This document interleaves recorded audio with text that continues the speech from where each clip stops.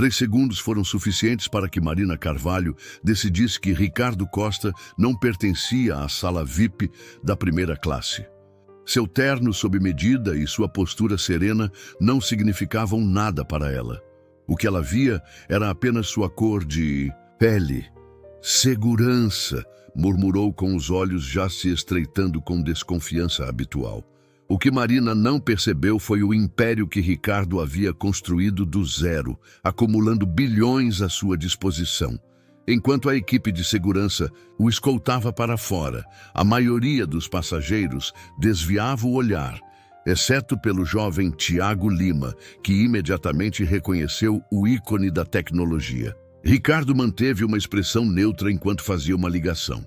Protocolo, Falcão, ative o modo de observação total. Com aquelas palavras, o destino da Aerobrasil estava selado. Pensaram que estariam removendo um passageiro indesejado, mas, na verdade, haviam iniciado uma batalha contra um homem que se preparara a vida inteira para o momento em que o preconceito encontraria poder, estratégia e justiça implacável. Antes de prosseguir, o apresentador comentou sobre o local de onde o público estava assistindo e lembrou para se inscrever, pois o episódio especial do dia seguinte era imperdível. Do lado de fora, um elegante Bentley preto chegou praticamente sem fazer barulho ao terminal de embarque do Aeroporto Internacional de São Paulo. Assim que o motorista desceu para abrir a porta traseira, Ricardo apanhou sua pasta de couro e ajustou seus abotoaduras de platina, um mimo que havia se dado ao fechar seu primeiro negócio de R$1 bilhão. Precisa de ajuda com sua bagagem, Sr. Costa? Perguntou o motorista, com postura impecável. Ricardo balançou a cabeça. Só a bagagem de mão. Carlos, hoje eu viajo leve. Ao pisar na calçada, Ricardo impressionava com seu terno, sob medida da marca conhecida, que destacava seu corpo atlético. Com 42 anos, ele se comportava com a confiança tranquila de um homem que sabia exatamente quem era e do seu valor. Muito bem, senhor. Deseja um transporte de volta? Avisarei assim que chegarmos a São Paulo, completou o motorista. Ricardo pegou sua bagagem elegante e ordenou. Carlos, descanse o dia de hoje. O motorista respondeu com um sorriso. É ordem, senhor. Obrigado. Ao adentrar o terminal, Ricardo sentiu aquela mudança sutil no clima, aquela sensação que sempre aparecia quando ele entrava em um ambiente historicamente não feito para homens como ele. Olhares discretos de alguns passageiros, um segurança que se endireitou um pouco mais quando Ricardo passou e uma senhora branca que apertou sua bolsa com força. Tudo isso não o afetava, pois se tornara ruído de fundo em sua vida. Ele havia aprendido há muito que reagir só servia para dar poder aos outros. Ricardo seguiu até o balcão da sala de check-in da primeira classe, que estava completamente vazio, aproximando-se de 2 agentes que conversavam. A mais jovem, identificada como Lívia, sorriu automaticamente ao vê-lo. Mas a agente mais experiente, Marina Carvalho, interrompeu a conversa, fixando-o com um olhar longo e avaliador. Bom dia, disse Ricardo, deslizando seu documento de identidade e seu cartão de passageiro frequente de platina pelo balcão. Voo da Aerobrasil com destino a São Paulo, com embarque às 11h30. Marina pegou os documentos com um sorriso contido que não alcançava seus olhos. Como está o senhor hoje? A pausa no senhor foi sutil, porém carregada de significado. Estou bem, obrigado, respondeu Ricardo, mantendo contato visual com a voz calma e medida. Viagem a negócios ou a lazer? A negócios, replicou ele com firmeza. Marina lançou um olhar rápido ao documento, conferindo se a foto combinava com o nome Costa Ricardo Costa. Está correto. Aproximou-se um pouco de Lívia e sussurrou algo que fez os olhos da colega se arregalarem por um instante, antes de ela se recompor. Ricardo captou apenas fragmentos, algo sobre um empreendedor de início de carreira que teria se beneficiado de uma grande fortuna. mas ele já sabia que era mais do que um simples startup. Aqui está. Seu cartão de embarque, Sr. Costa, disse Marina, entregando o documento com relutância quase disfarçada. Passageiros de primeira classe devem seguir para o canal de segurança Premium. O embarque inicia às 10h45. Obrigado, respondeu Ricardo, enquanto recolhia seus papéis, notando o olhar de Marina o seguindo enquanto se afastava. O processo de segurança da Agência Nacional de Aviação foi tranquilo, embora Ricardo fosse selecionado aleatoriamente para uma revista extra, um evento estatisticamente improvável, mas que quase sempre acontecia em seus voos. Ele se submeteu à revista adicional sem questionamentos, mantendo a expressão neutra mesmo diante da humilhação. 20 minutos depois, Ricardo se aproximou da entrada do lounge da primeira classe da Aerobrasil. Um novo agente, um jovem branco, com cabelos loiros, sorriu ao vê-lo chegando. Bom dia, senhor. Posso ver seu cartão de embarque e identidade? Ricardo já estava alcançando seus documentos quando Marina, de repente, apareceu atrás do balcão, ligeiramente ofegante, como se tivesse corrido para impedi-lo. Deixe comigo, Renato, ordenou. Ela, dispensando o agente que, confuso, afastou-se. Ricardo apresentou novamente seu cartão de embarque e identidade. Marina examinou-os com uma atenção exagerada, virando o cartão como se procurasse um defeito, alguma razão para negar-lhe a entrada. Houve algum problema? Perguntou Ricardo baixinho. Estou apenas cumprindo meu dever, senhor, respondeu com ênfase no senhor, o que soou quase como uma ofensa. Esse bilhete de primeira parece estranho, observou ela. Ricardo ergueu uma sobrancelha. Estranho? Como assim? Essas poltronas são extremamente caras, replicou Marina franzindo os olhos. E precisamos ter certeza de que cada passageiro está no lugar correto. Ao redor, alguns viajantes diminuíam o ritmo, sentindo a tensão. Posso garantir que meu bilhete é legítimo, afirmou Ricardo com uma voz serena, mas agora com um tom firme. Marina analisou o cartão de embarque no computador, franzindo o senho. Parece que esse bilhete talvez pertença a outra pessoa. Ela ergueu os olhos para ele. O senhor o encontrou pessoalmente ou ele foi adquirido por meio de uma empresa? A implicação pairava no ar, pesada e ofensiva. A alguns metros, um homem branco, mais velho, de camisa polo e calça de sarja, resmungou alto o bastante para ser ouvido. Talvez ele tenha se perdido, o setor de econômica fica ali, não é? Marina não contestou o comentário nem defendeu o passageiro. Pelo contrário, endireitou-se ainda mais e afirmou: vou precisar de uma verificação adicional. Ricardo então abriu sua carteira com calma e retirou seu exclusivo cartão American Express Centurion, um cartão tão raro que a maioria só ouvia falar dele em boatos.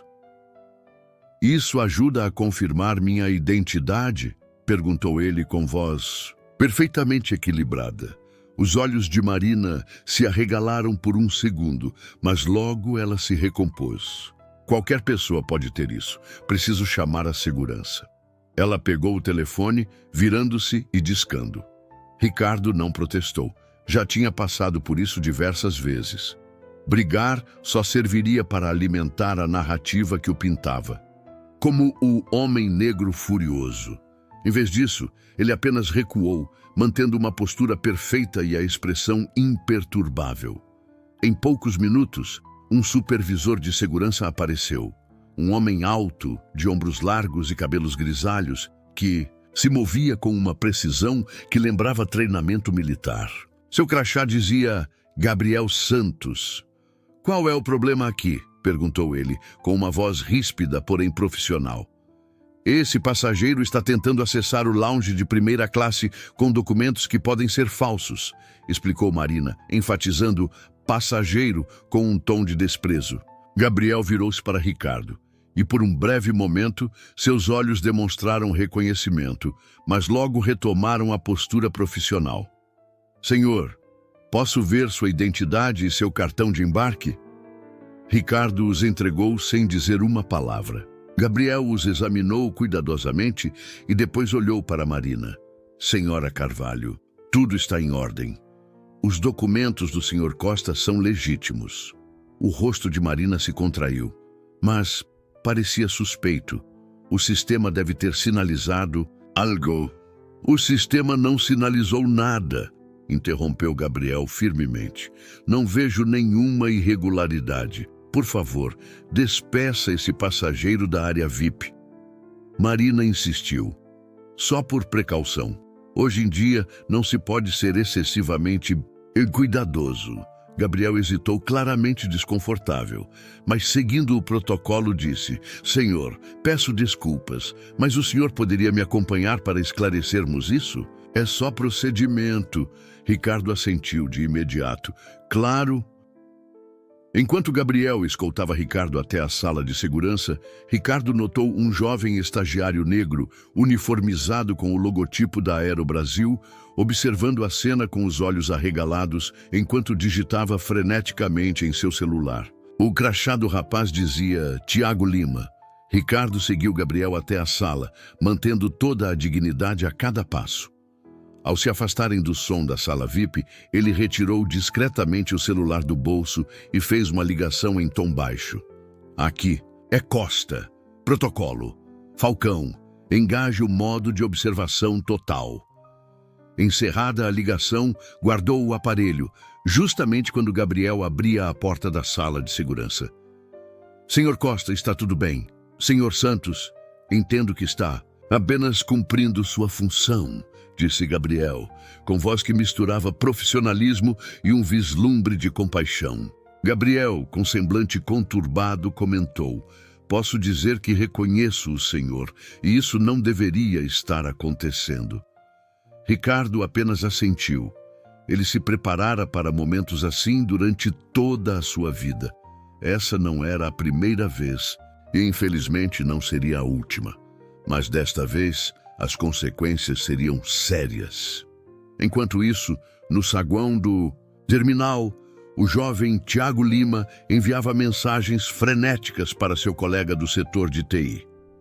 Mano, eles aprontaram com o Ricardo Costa, o mesmo cara que praticamente construiu o sistema de todo este aeroporto. Estamos encrencados. Na sala de descanso do setor de TI, mesmo com o ambiente normalmente tranquilo, o colega Caio Ferreira quase engasgou com o café. Assim que leu a mensagem de Tiago, Caio ligou imediatamente para um amigo. Você tá falando sério? Ricardo Costa, o fundador da Costa Tech? Sério mesmo. Tiago, em tom baixo para não ser visto pelo chefe, explicou. Marina Carvalho e a segurança o trataram como se fosse um criminoso, só porque ele tentou entrar no Lounge VIP. Sabe quem é esse cara? A voz de Caio tremia de pânico. Ele é o cérebro por trás dos sistemas de grande parte dos aeroportos do país, e até o Ministério da Defesa usa seus protocolos de segurança modernos. Por amor de Deus, respondeu Tiago, eu conheci ele lá na faculdade. Meu projeto final na universidade foi inspirado por seus primeiros algoritmos. Ele é uma lenda, sabe? Enquanto conversavam, a história de um homem que se tornara sinônimo de inovação e excelência começava a se desenrolar, remontando a tempos muito mais simples. Quando Ricardo tinha apenas 8 anos, ele costumava sentar sozinho nos degraus de um orfanato em Campinas, segurando um caderno surrado, cheio de números e diagramas, além do entendimento da maioria dos adultos. Sua assistente social, Dona Rita, sempre se sentava ao seu lado, com a mão repousando suavemente em seu ombro. Hoje sua tia não vem, Ricardo. Sinto muito, ela dizia num tom suave. Ricardo apenas assentia. Sua tia, sua única parente. Viva desde que seus pais faleceram num acidente de carro há 2 anos. Raramente cumpria suas promessas. Tudo bem, respondia ele, enquanto continuava rabiscando suas equações. Preciso terminar isso de qualquer jeito. Dona Rita espiava seus cálculos e perguntava, no que você está trabalhando. É um sistema, explicava ele com seriedade incomum para sua idade, para prever padrões. Se você consegue prever o que vai acontecer, pode se preparar. O coração de Dona Rita apertava um pouco. Claro, aquele garoto brilhante, que já perdera tanto tão cedo, estava obcecado em prever o futuro e evitar desastres antes mesmo que acontecessem. Você é especial, Ricardo, dizia ela. Um dia todos vão conhecer seu talento. Aos 14 anos, Ricardo já havia passado por 4 casas de acolhimento, sofrendo bullying racial, a inveja por sua inteligência e a luta constante por ser o único garoto negro em escolas e bairros predominantemente brancos. Ele aprendeu a se manter quieto, a observar, a falar apenas quando necessário. No colégio, o professor de matemática, seu Roberto, percebeu algo extraordinário. Naquele adolescente silencioso, que resolvia problemas de cálculo avançado, enquanto seus colegas mal conseguiam acompanhar a aritmética básica. Você está desperdiçando seu tempo aqui, disse seu Roberto certo dia após a aula. Você precisa de desafios maiores. Ricardo apenas deu de ombros. Eu me desafio, na verdade. Com certa hesitação, ele abriu seu mais recente caderno já cheio de páginas e mostrou ao professor o código que vinha desenvolvendo. Seu Roberto olhou as páginas, passando do interesse para o espanto. Isto é trabalho de faculdade avançada. O que exatamente você está construindo? Um modelo para prever os mercados financeiros, respondeu Ricardo calmamente. É só um passatempo. Um passatempo? Seu Roberto mal podia acreditar. Ricardo, isso é extraordinário. Pela primeira vez em anos, o garoto deixou transparecer um leve sorriso. Aos 17 anos, Ricardo já dividia seu tempo em 3 trabalhos. De manhã, ajudava em uma cafeteria local. À noite, trabalhava na biblioteca da cidade. E aos finais de semana, lavava louça num restaurante da região. Cada centavo economizado era destinado à compra de peças de computador para montar seu sistema, tudo em um pequeno quarto na casa de acolhimento. Você vai se esgotar, garoto, alertou seu acolhedor, Sr. Jorge, certa noite, encontrando Ricardo ainda acordado às 3 da manhã, programando a luz do seu monitor. Estou bem, insistia Ricardo, sem tirar os olhos da tela. O que é tão importante que não pode esperar até amanhã? Ele hesitou. Jorge sempre fora razoável. Não chegava a ser um pai, mas também não era cruel. Estou terminando meu aplicativo. As inscrições para a bolsa no MIT vencem na próxima semana e preciso que funcione. Jorge franziu o senho ao olhar para a tela. E o que ele faz? Analisa dados históricos do clima e a produção agrícola para prever escassez de alimentos antes que aconteça, explicou Ricardo. Isso pode dar aos grupos de ajuda humanitária meses de antecedência para se prepararem. Jorge o encarou por um longo instante. Você realmente é diferente, sabia? Pegue um pouco de descanso, Ricardo. Até os gênios precisam dormir. Pela primeira vez, Ricardo acatou o conselho e dormiu apenas 3 horas antes de seu turno matutino. Ao voltar para casa naquela tarde, Jorge o esperava com um envelope. Isto chegou para você, por correio expresso, disse ele. Ricardo abriu o envelope com mãos trêmulas. Dentro, havia uma carta oferecendo uma bolsa integral para o MIT. No fim de semana, os responsáveis pelo abrigo organizaram uma pequena festa, a primeira celebração em sua homenagem. Deveria ter sido o início de uma história de sucesso. Perfeita. Não foi. 2 anos depois, com 19 anos, Ricardo se encontrava numa sala de reuniões fria, no centro de Belo Horizonte, frente a 3 homens brancos de ternos caros que sorriam de forma um tanto excessiva. Seu algoritmo é impressionante, Sr. Costa, disse Álvaro Mendes, um investidor de cabelos prateados ao centro da mesa. Você ainda está um pouco áspero, mas vemos potencial. Obrigado, respondeu Ricardo, mantendo contato. visual, mesmo sentindo-se desconfortável. Ele havia passado 2 anos aprimorando seu sistema preditivo de escassez de alimentos, transformando-o em algo capaz de salvar milhares de vidas. Estamos prontos para oferecer R$50 mil pela propriedade intelectual, anunciou Roberto Farias, conforme indicava o cartão de visita sobre a mesa. Ricardo franziu a testa. Mas o valor projetado está na casa dos bilhões, retrucou ele. Álvaro riu como se a declaração fosse uma piada. Você é bem otimista. Escute, estamos assumindo todo o risco. Você é apenas um estudante, universitário com uma ideia ainda não comprovada. Eu construí e testei essa ideia sozinho, rebateu Ricardo. Ela funciona. O Programa de Alimentação Mundial já demonstrou interesse. Que paixão, disse Álvaro com um tom condescendente. Mas entenda como funcionam os negócios. Nós temos os contatos e a estrutura. O que você quer é tirar a parte humanitária e vender para fundos de investimento. Ricardo interrompeu. Não, esse não é o objetivo. O terceiro investidor, Felipe Rocha, suspirou impaciente. Senhor Costa, sejamos práticos. Você é um jovem sem conexões ou apoio financeiro. Nossa oferta é generosa. Ricardo levantou-se. Agradeço pelo tempo de vocês. Não caio nessa armadilha. Álvaro advertiu. Se recusar, nós desenvolvemos algo internamente e o senhor fica sem nada.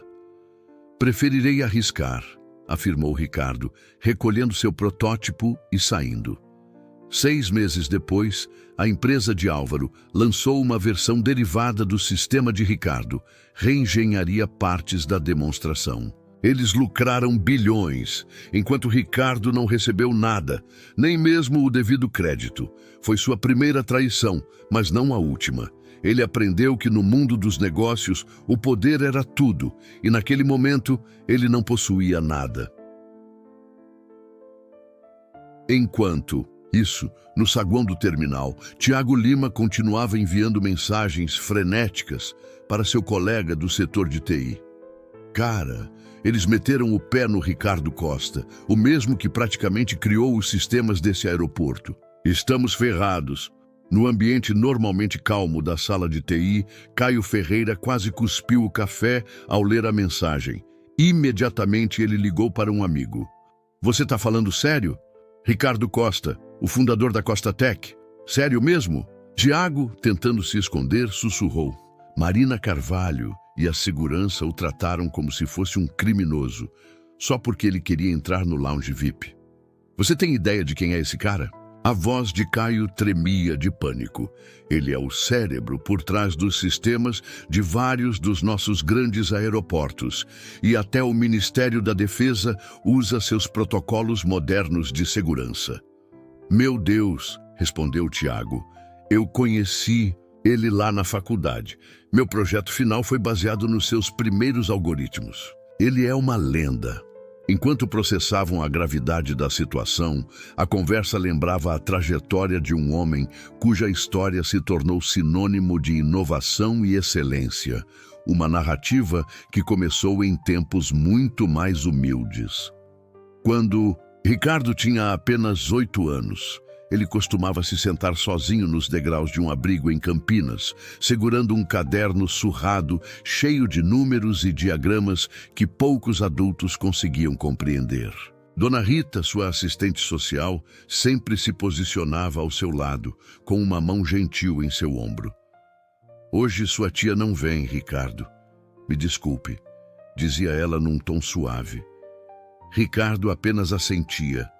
Sua tia, a única parente viva após a morte de seus pais num acidente de carro há 2 anos, raramente cumpria suas promessas. Tudo bem, ele dizia, enquanto continuava rabiscando suas equações. Preciso terminar isso de qualquer jeito. Dona Rita espiava seu trabalho e perguntava, no que você está trabalhando? É um sistema, explicava ele com seriedade precoce, para prever padrões. Se você consegue prever o que vai acontecer, pode se preparar. O coração de Dona Rita apertava um pouco. Claro, aquele garoto brilhante, que já havia perdido tanto tão cedo, estava obcecado em prever o futuro e evitar desastres antes mesmo de acontecerem. Você é especial, Ricardo, ela dizia. Um dia, todos vão conhecer o seu talento.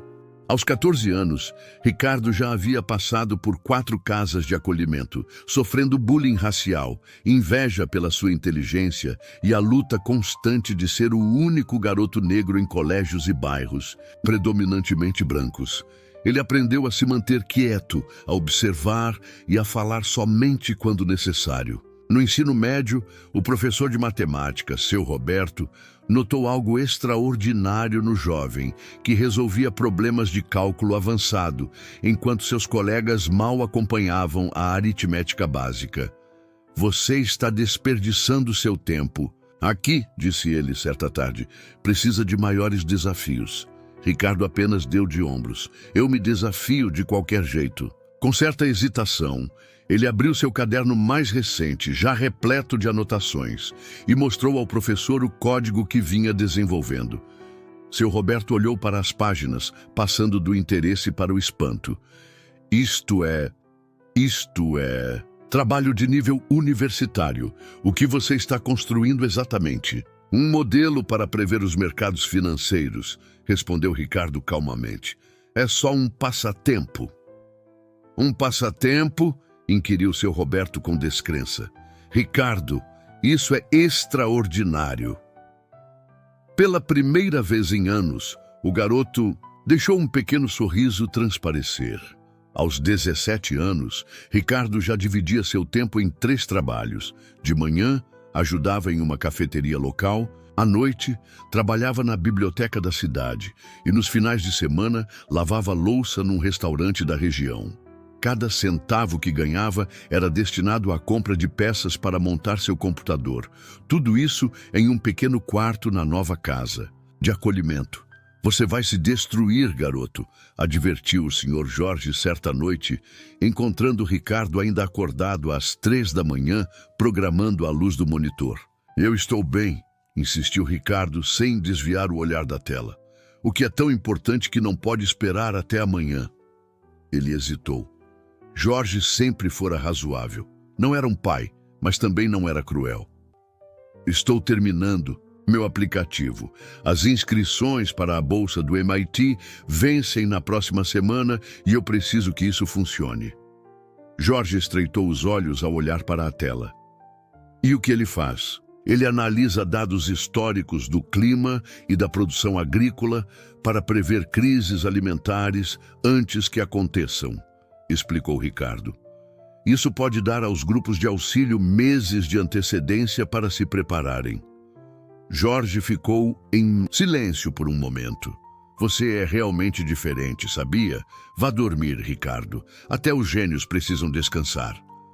Pela primeira vez, Ricardo seguiu o conselho e dormiu apenas 3 horas antes do turno matutino.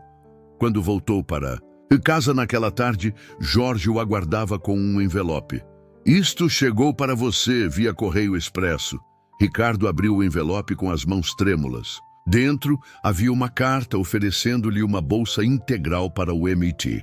No fim de semana, os responsáveis pelo abrigo organizaram uma pequena festa. A primeira celebração em sua homenagem. Aquilo deveria ter sido o começo de uma história, de sucesso perfeita. Não foi. 2 anos depois, com 19 anos, Ricardo se encontrou numa sala fria de reuniões no centro de Belo Horizonte, frente a 3 homens brancos de ternos caros que sorriam demais. Seu algoritmo é impressionante, Sr. Costa, disse Álvaro Mendes, um investidor de cabelos prateados, sentado no centro da mesa. Você ainda está um pouco áspero, mas vemos muito potencial. Obrigado, respondeu Ricardo, mantendo o contato visual apesar do desconforto. Ele passara 2 anos refinando seu sistema preditivo de crises alimentares, transformando-o em algo capaz de salvar milhares de vidas. Estamos prontos para oferecer R$50 mil pela propriedade intelectual, anunciou Roberto Farias, conforme indicava seu cartão de visita. Ricardo franziu o senho. mas o valor projetado é na casa dos bilhões. Álvaro deu uma risada, como se Ricardo tivesse acabado de contar uma piada. Você é bem otimista. Escute, estamos assumindo todos os riscos. Você é apenas um estudante com uma ideia não comprovada. Eu construí e testei tudo sozinho, rebateu Ricardo. Funciona. O Programa Mundial de Alimentos já demonstrou interesse. Que paixão, disse Álvaro num tom condescendente. Mas entenda como é o mundo dos negócios. Nós temos os contatos e a estrutura. Você quer tirar o lado humanitário e vender para fundos de investimento. Ricardo interrompeu. Não, esse não é o objetivo. O terceiro investidor, Felipe Rocha, suspirou impaciente. Senhor Costa, sejamos realistas. Você é um jovem sem conexões ou apoio financeiro. Nossa oferta é generosa. Ricardo levantou-se. Agradeço o tempo de vocês, mas não vou ceder. Álvaro advertiu. Se recusar, desenvolveremos algo internamente e o senhor não ficará com nada. Prefiro assumir o risco, afirmou Ricardo, recolhendo seu protótipo e saindo. 6 meses depois, a empresa de Álvaro lançou uma versão derivada do sistema de Ricardo, reengenharia partes da sua demonstração. Lucraram bilhões, enquanto Ricardo recebeu nada, nem sequer o devido crédito. Foi sua primeira traição, mas certamente não a última. Ele aprendeu que, no mundo dos negócios, o poder é tudo, e naquele momento ele não tinha nada. Enquanto isso, no saguão do terminal, Tiago Lima continuava enviando mensagens frenéticas para seu colega de TI. Cara, eles fizeram uma grande besteira com o Ricardo Costa. O mesmo cara que praticamente criou os sistemas deste aeroporto. Estamos ferrados. No ambiente normalmente calmo da sala de TI, Caio Ferreira quase cuspiu o café ao ler a mensagem. Imediatamente ele ligou para um amigo. Você tá falando sério? Ricardo Costa, o fundador da Costa Tech. Sério mesmo? Tiago, tentando não ser notado pelo chefe, sussurrou. Marina Carvalho e a segurança o trataram como se fosse um criminoso, só porque ele tentou entrar no lounge VIP. Você imagina quem é esse cara? A voz de Caio tremia de pânico. Ele é o cérebro por trás dos sistemas de vários dos grandes aeroportos do país. E até o Ministério da Defesa utiliza seus protocolos modernos de segurança. Meu Deus, respondeu Tiago. Eu o conheci lá na faculdade. Meu projeto final foi inspirado nos seus primeiros algoritmos. Ele é uma lenda. Enquanto processavam a gravidade do ocorrido, a conversa lembrava a trajetória de um homem cuja história se tornara sinônimo de inovação e excelência. Uma narrativa que começou em tempos muito mais humildes. Enquanto Ricardo tinha apenas 8 anos, ele costumava se sentar sozinho nos degraus de um abrigo em Campinas, segurando um caderno surrado, cheio de números e diagramas que poucos adultos conseguiam compreender. Dona Rita, sua assistente social, sempre se posicionava ao seu lado, com uma mão gentil repousando em seu ombro. Hoje sua tia não vem, Ricardo, me desculpe, dizia ela num tom suave. Ricardo apenas assentia. Sua tia, sua única parente viva após a morte de seus pais, num acidente de carro há 2 anos, raramente cumpria suas promessas.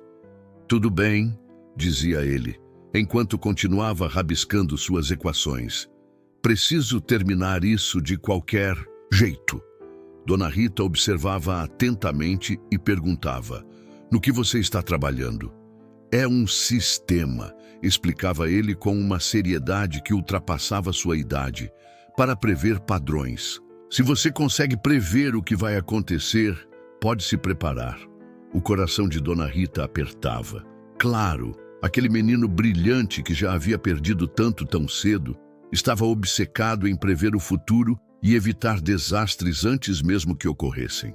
Você é especial, Ricardo, ela dizia. Um dia todos vão conhecer seu talento. Aos 14 anos, Ricardo já havia passado por 4 casas de acolhimento, sofrendo bullying racial, inveja por sua inteligência e a luta constante de ser o único garoto negro em escolas e bairros predominantemente brancos. Ele aprendeu a se manter em silêncio, a observar e a falar apenas quando fosse estritamente necessário. No ensino médio, o professor de matemática, seu Roberto, notou algo extraordinário no jovem que resolvia problemas de cálculo avançado, enquanto seus colegas mal conseguiam acompanhar as operações básicas. "Você está desperdiçando seu tempo aqui", dizia ele certo dia. "Você precisa de desafios maiores." Ricardo apenas deu de ombros. "Eu me desafio mesmo sozinho." Com certa hesitação, ele abriu seu caderno mais recente, já repleto de anotações, e mostrou ao professor o código que vinha desenvolvendo. Seu Roberto olhou para as páginas, passando do interesse para o espanto. Isto é trabalho de nível universitário. O que exatamente você está construindo?" "Um modelo para prever o mercado financeiro", respondeu Ricardo calmamente. "É só um passatempo." "Um passatempo?" inquiriu seu Roberto com incredulidade. "Ricardo, isso é extraordinário." Pela primeira vez em anos, o menino deixou transparecer um leve sorriso. Aos 17 anos, Ricardo já dividia seu tempo entre 3 empregos. De manhã, trabalhava em uma cafeteria local. À noite, ajudava na biblioteca municipal. E nos finais de semana, lavava louça em um restaurante da região. Cada centavo que ganhava era investido na compra de peças para montar seu computador. Tudo isso num pequeno quarto na nova casa de acolhimento.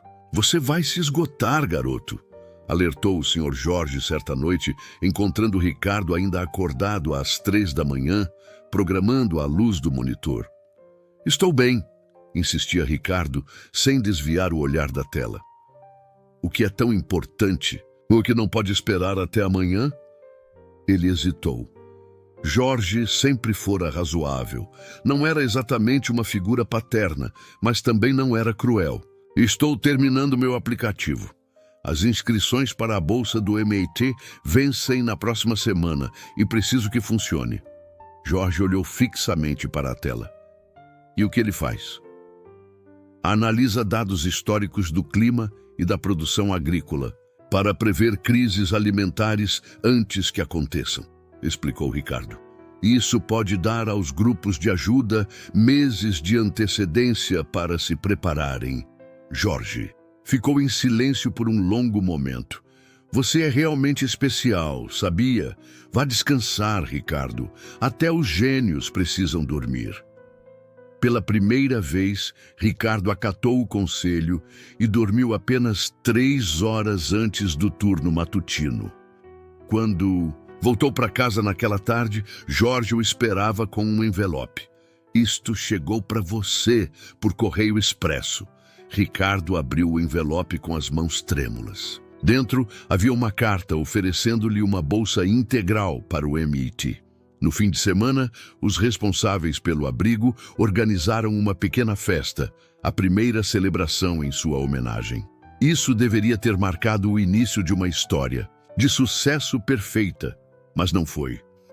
2 anos depois, aos 19 anos, Ricardo se encontrava em uma sala fria de reuniões no centro de Belo Horizonte, frente a 3 homens brancos de ternos caros que sorriam de forma um tanto exagerada.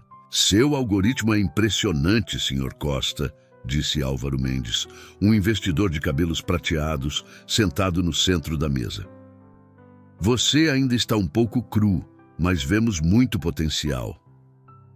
"Obrigado", respondeu Ricardo, mantendo contato visual, mesmo sentindo um certo desconforto.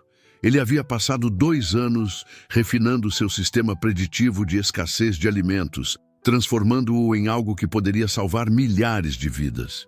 "Estamos prontos para oferecer R$50 mil pela propriedade intelectual", anunciou Roberto Farias, conforme indicado em seu cartão de visita. Ricardo franziu o senho. "Mas o valor projetado é na casa dos bilhões." Álvaro riu como se a afirmação fosse uma piada. Você é bem otimista. Escute, estamos assumindo todos os riscos.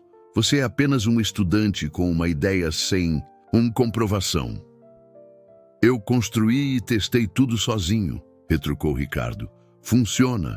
O Programa Mundial de Alimentos já demonstrou interesse. Que paixão, comentou Álvaro com tom condescendente. Mas entenda o mundo dos negócios. Nós temos os contatos e a infraestrutura. Você quer tirar a parte humanitária e vender para fundos de investimento.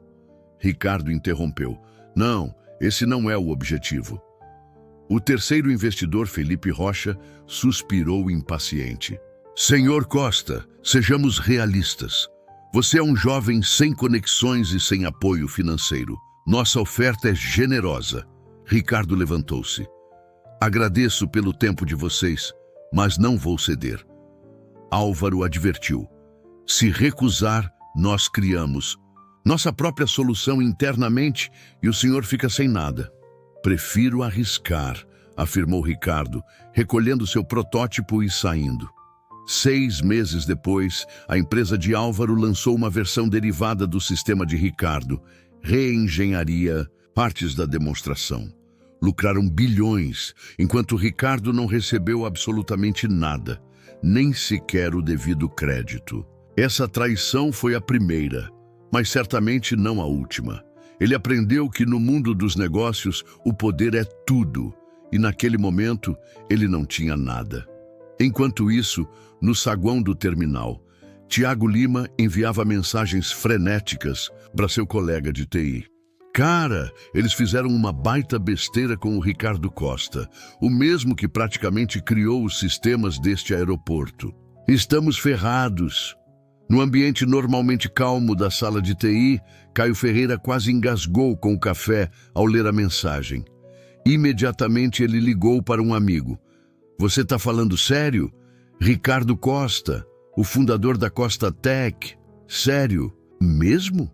Tiago, tentando não ser visto pelo chefe, sussurrou. Marina Carvalho e a segurança o trataram como se ele fosse um criminoso, só porque tentou entrar no lounge VIP. Você sabe quem é esse cara? A voz de Caio tremia de pânico. Ele é o cérebro por trás dos sistemas de muitos grandes aeroportos do país e até o Ministério da Defesa utiliza seus protocolos modernos de segurança. Meu Deus, respondeu Tiago, eu o conheci na faculdade. Meu projeto final foi inspirado nos seus primeiros algoritmos. Ele é uma lenda. Enquanto conversavam, a história de um homem que se tornara sinônimo de inovação e excelência começava a se desenrolar, remontando a tempos muito mais humildes. Quando Ricardo tinha apenas 8 anos, ele costumava sentar sozinho nos degraus de um abrigo em Campinas, segurando um caderno surrado cheio de números e diagramas que poucos adultos conseguiam compreender. Dona Rita, sua assistente social, sempre se posicionava ao seu lado, com uma mão gentil repousando em seu ombro. Hoje sua tia não vem, Ricardo. Me desculpe, dizia ela num tom suave. Ricardo apenas assentia. Sua tia, a única parente, viva após a morte de seus pais num acidente de carro há 2 anos, raramente cumpria suas promessas. Tudo bem, dizia ele, enquanto continuava rabiscando suas equações. Preciso terminar isso de qualquer jeito. Dona Rita observava atentamente e perguntava, no que você está trabalhando? É um sistema, explicava ele com seriedade precoce, para prever padrões. Se você consegue prever o que vai acontecer, pode se preparar. O coração de Dona Rita apertava. Claro, aquele menino brilhante, que já havia perdido tanto tão cedo, estava obcecado em prever o futuro e evitar desastres antes mesmo que ocorressem. Você é especial, Ricardo, ela dizia. Um dia, todos vão conhecer seu talento. Aos 14 anos, Ricardo já havia passado por 4 casas de acolhimento, sofrendo bullying racial, inveja por sua inteligência e a luta constante de ser o único garoto negro em escolas e bairros predominantemente brancos. Ele aprendeu a se manter em silêncio, a observar e a falar apenas quando necessário.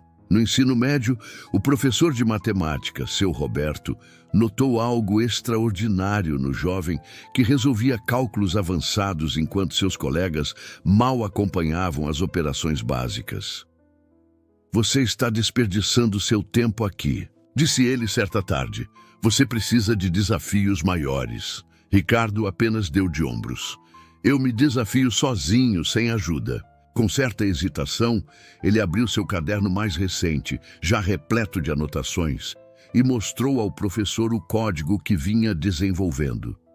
Seu Roberto olhou para as páginas, passando do interesse para o espanto. Isto é trabalho de nível universitário. O que exatamente você está construindo?" "Um modelo para prever o mercado financeiro", respondeu Ricardo calmamente. "É só um passatempo." "Um passatempo?", inquiriu seu Roberto incrédulo. "Ricardo, isso é extraordinário." Pela primeira vez em anos, o menino deixou transparecer um leve sorriso. Aos 17 anos, Ricardo já dividia seu tempo entre 3 empregos. De manhã, trabalhava em uma cafeteria local. À noite, ajudava na biblioteca municipal. E nos finais de semana, lavava louça em um restaurante da região. Cada centavo era destinado à compra de peças para montar seu computador, tudo em um pequeno quarto na nova casa de acolhimento. "Você vai se destruir, garoto", advertiu o Sr. Jorge certa noite, encontrando Ricardo ainda acordado às 3 da manhã, programando sob a luz do monitor. "Estou bem", insistia Ricardo, sem desviar o olhar da tela. "O que é tão importante que não pode esperar até amanhã?" Ele hesitou. Jorge sempre fora razoável. Não era um pai, mas também não era cruel. "Estou terminando meu aplicativo. As inscrições para a bolsa do MIT vencem na próxima semana e preciso que funcione." Jorge olhou fixamente para a tela. "E o que ele faz?" "Ele analisa dados históricos do clima e da produção agrícola para prever crises alimentares antes que elas ocorram", explicou Ricardo. "Isso pode dar aos grupos de ajuda meses de antecedência para se prepararem." Jorge ficou em silêncio por um longo momento. "Você é realmente especial, sabia? Vá descansar, Ricardo. Até os gênios precisam dormir."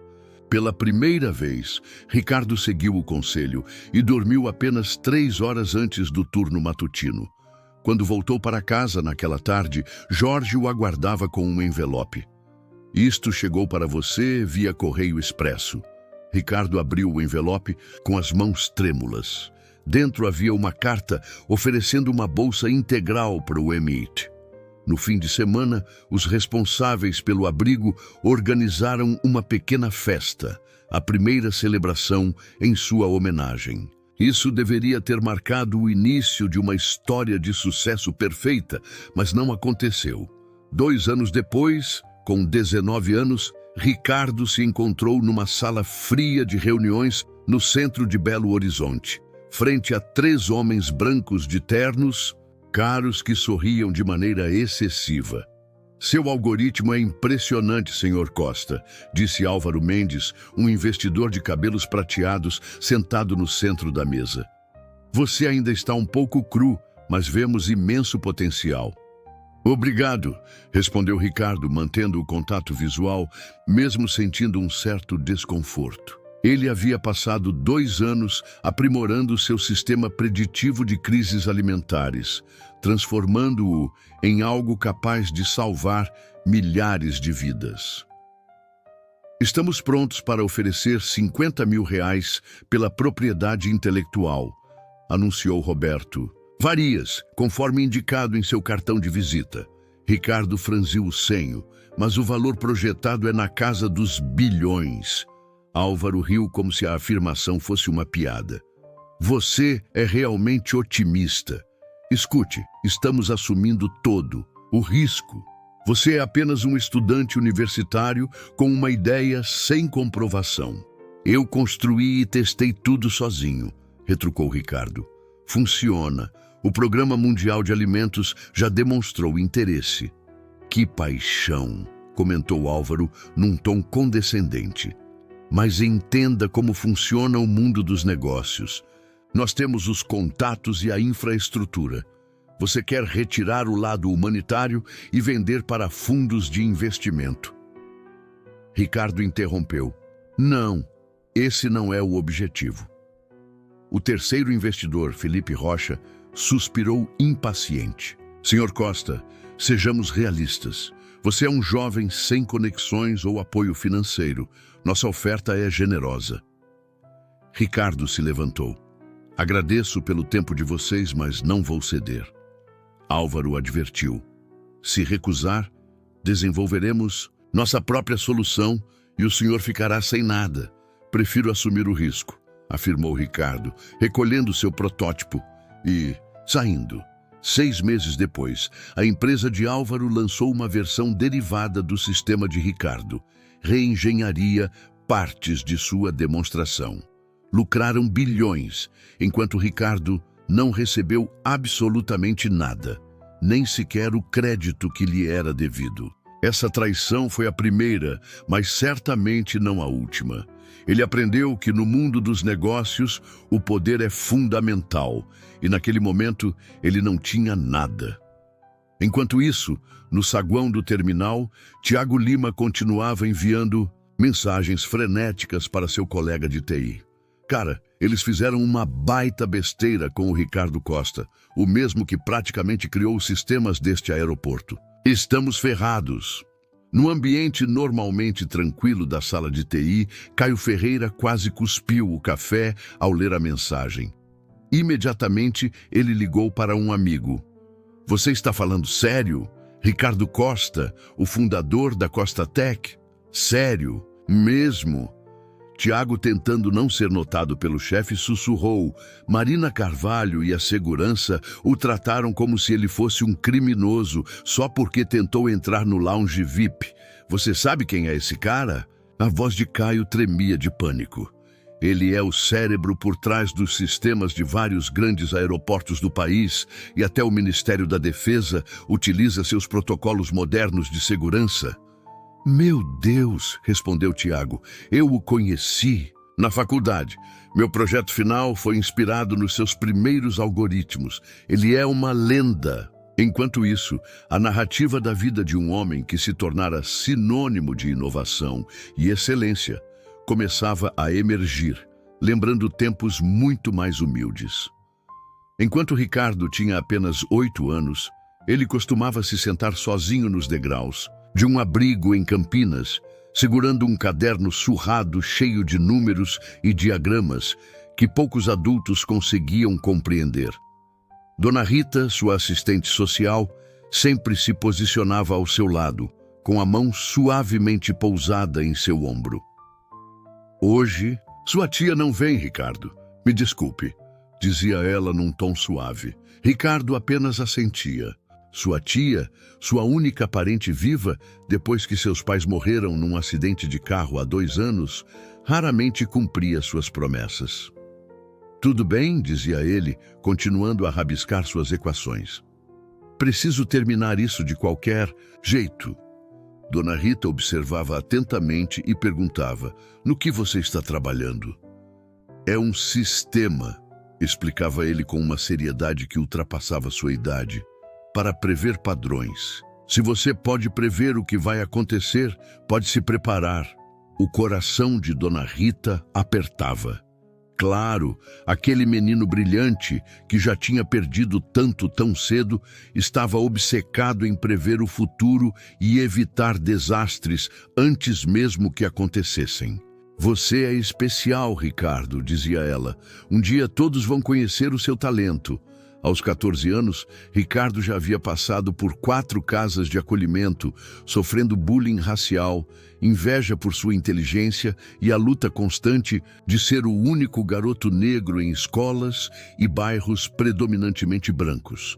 Ele aprendeu a se manter em silêncio, a observar e a falar somente quando necessário. No ensino médio, o professor de matemática, seu Roberto, notou algo extraordinário naquele jovem que resolvia problemas de cálculo avançado enquanto seus colegas mal acompanhavam as operações básicas. Você está desperdiçando seu tempo aqui, disse ele certa tarde. Você precisa de desafios maiores. Ricardo apenas deu de ombros. Eu me desafio, mesmo sozinho. Com certa hesitação, ele abriu seu caderno mais recente, já repleto de anotações, e mostrou ao professor o código que vinha desenvolvendo. Seu Roberto olhou para as páginas, passando do interesse para o espanto. Isto é, trabalho de nível universitário. O que exatamente você está construindo? Um modelo para prever o mercado financeiro, respondeu Ricardo calmamente. É só um passatempo. Um passatempo? Inquiriu seu Roberto incrédulo. Ricardo, isso é extraordinário. Pela primeira vez em anos, o menino deixou transparecer um leve sorriso. Aos 17 anos, Ricardo dividia seu tempo entre 3 empregos. De manhã, trabalhava numa cafeteria local. À noite, ajudava na biblioteca municipal. E nos finais de semana, lavava louça num restaurante da região. Cada centavo era investido na compra de peças para montar seu computador em um pequeno quarto na nova casa de acolhimento. Você vai se esgotar, garoto, advertiu o Sr. Jorge certa noite, encontrando Ricardo ainda acordado às 3 da manhã, programando à luz do monitor. Estou bem, insistiu Ricardo, sem desviar o olhar da tela. O que é tão importante que não pode esperar até amanhã? Ele hesitou. Jorge sempre fora razoável. Não era exatamente uma figura paterna, mas também não era cruel. Estou terminando meu aplicativo. As inscrições para a bolsa do MIT vencem na próxima semana e preciso que funcione. Jorge olhou fixamente para a tela. E o que ele faz? Ele analisa os dados históricos do clima e da produção agrícola para prever crises alimentares antes que elas ocorram, explicou Ricardo. Isso pode dar aos grupos de auxílio meses de antecedência para se prepararem. Jorge permaneceu em silêncio por um longo momento. Você é realmente especial, sabia? Vá descansar, Ricardo. Até os gênios precisam dormir. Pela primeira vez, Ricardo seguiu o conselho e dormiu apenas 3 horas antes do turno matutino. Quando voltou para casa naquela tarde, Jorge o aguardava com um envelope. Isto chegou para você por correio expresso. Ricardo abriu o envelope com mãos trêmulas. Dentro havia uma carta oferecendo-lhe uma bolsa integral para o MIT. No fim de semana, os responsáveis pelo abrigo organizaram uma pequena festa, a primeira celebração em sua homenagem. Isso deveria ter sido o começo de uma história, de sucesso perfeita, mas não foi.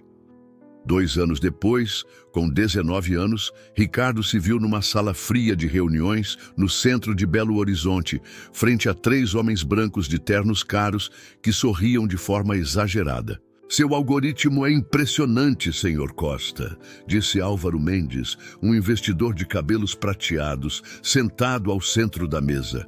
Você ainda está um pouco bruto, mas vemos imenso potencial. Obrigado, respondeu Ricardo, mantendo o contato visual, apesar de se sentir desconfortável. Ele havia passado 2 anos aprimorando seu sistema preditivo de crises alimentares, transformando-o em algo capaz de salvar milhares de vidas. Estamos prontos para oferecer R$50 mil pela propriedade intelectual, anunciou Roberto Farias, como indicava seu cartão de visita. Ricardo franziu o senho. Mas o valor projetado é na casa dos bilhões. Álvaro riu como se a afirmação fosse uma piada. Você é realmente otimista. Escute, estamos assumindo todos os riscos. Você é apenas um estudante com uma ideia não comprovada.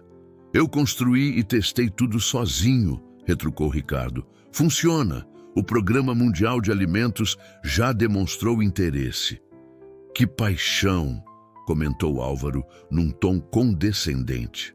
Mas entenda como funciona o mundo dos negócios. Nós temos os contatos e a estrutura.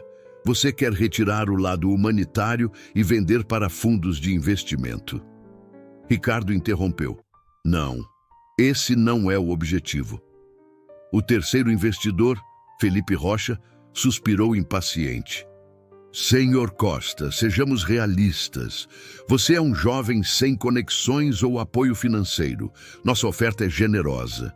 Ricardo levantou-se. Agradeço pelo tempo de vocês, mas não vou ceder. Álvaro advertiu. Se recusar, desenvolveremos nossa própria solução e o senhor ficará sem nada. Prefiro assumir o risco, afirmou Ricardo, recolhendo seu protótipo e saindo. 6 meses depois, a empresa de Álvaro lançou uma versão derivada do sistema de Ricardo, Reengenharia, partes de sua demonstração. Lucraram bilhões, enquanto Ricardo não recebeu absolutamente nada, nem sequer o crédito que lhe era devido. Essa traição foi a primeira, mas certamente não a última. Ele aprendeu que no mundo dos negócios, o poder é fundamental e naquele momento ele não possuía nada. Enquanto isso, no saguão do terminal, Tiago Lima continuava enviando mensagens frenéticas para seu colega de TI. Cara, eles fizeram uma baita besteira com o Ricardo Costa, o mesmo que praticamente criou os sistemas deste aeroporto. Estamos ferrados. No ambiente normalmente calmo da sala de TI, Caio Ferreira quase cuspiu o café ao ler a mensagem. Imediatamente ele ligou para um amigo.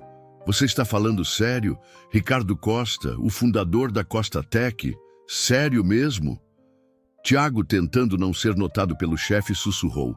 Marina Carvalho e a segurança o trataram como se ele fosse um criminoso só porque tentou entrar no lounge VIP. Você sabe quem é esse cara? A voz de Caio tremia de pânico. Ele é o cérebro por trás dos sistemas de muitos dos grandes aeroportos do país e até o Ministério da Defesa usa seus protocolos modernos de segurança. Meu Deus, respondeu Tiago. Eu o conheci na faculdade. Meu projeto final foi inspirado nos seus primeiros algoritmos. Ele é uma lenda. Enquanto isso, a trajetória de um homem que se tornara sinônimo de inovação e excelência começava a ser contada, remontando a tempos muito mais humildes. Enquanto Ricardo tinha apenas 8 anos, ele costumava se sentar sozinho nos degraus de um abrigo em Campinas, segurando um caderno surrado, repleto de números e diagramas que poucos adultos conseguiam compreender.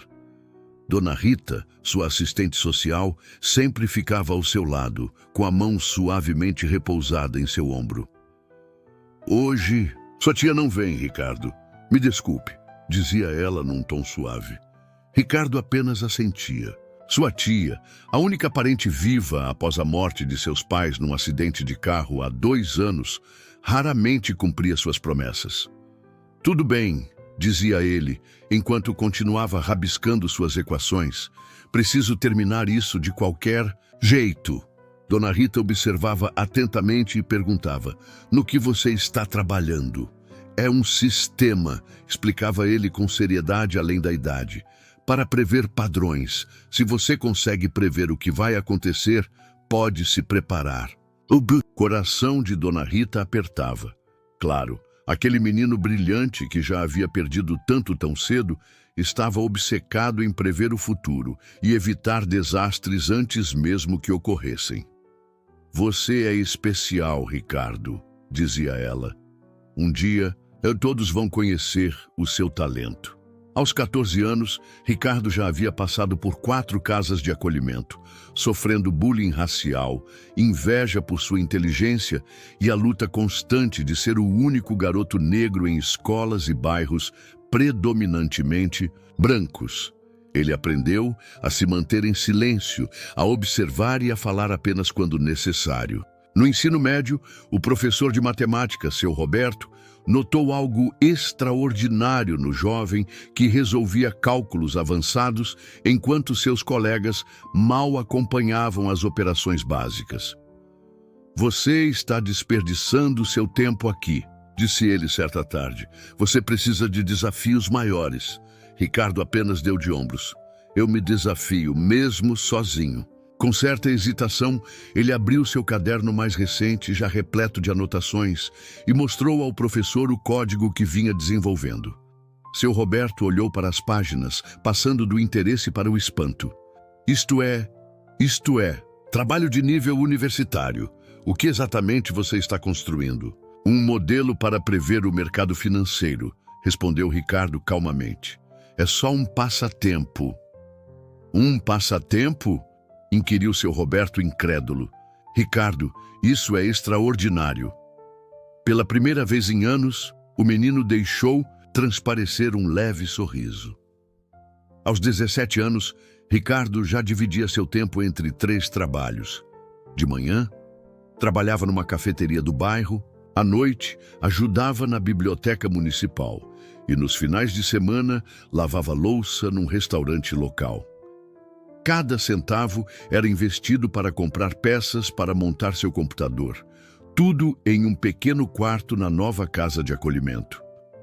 Você vai se esgotar, garoto, advertiu o Sr. Jorge certa noite, encontrando Ricardo ainda acordado às 3 da manhã, programando à luz do monitor. Estou bem, insistia Ricardo, sem desviar o olhar da tela. O que é tão importante que não pode esperar até amanhã? Ele hesitou. Jorge sempre fora razoável. Não era exatamente uma figura paterna, mas também não era cruel. Estou terminando meu aplicativo. As inscrições para a bolsa do MIT vencem na próxima semana e preciso que funcione. Jorge olhou fixamente para a tela. E o que ele faz? Ele analisa os dados históricos do clima e da produção agrícola para prever crises alimentares antes que elas ocorram, explicou Ricardo. Isso pode dar aos grupos de auxílio meses de antecedência para se prepararem. Jorge permaneceu em silêncio por um longo momento. Você é realmente especial, sabia? Vá descansar, Ricardo. Até os gênios precisam dormir. Pela primeira vez, Ricardo seguiu o conselho e dormiu apenas 3 horas antes do turno matutino. Quando voltou para casa naquela tarde, Jorge o aguardava com um envelope. Isto chegou para você por correio expresso. Ricardo abriu o envelope com as mãos trêmulas. Dentro, havia uma carta oferecendo uma bolsa integral para o MIT. No fim de semana, os responsáveis pelo abrigo organizaram uma pequena festa, a primeira celebração em sua homenagem. Isso deveria ter sido o começo de uma história de sucesso. Perfeita, mas não foi. 3 meses depois de tantos desafios, a trajetória de Ricardo Costa continuava a inspirar. Enquanto ele seguia seu caminho, a história mostrava que a superação vinha de dentro e que o verdadeiro poder não estava na destruição, mas na transformação. Uma lição que ele levaria por toda a vida.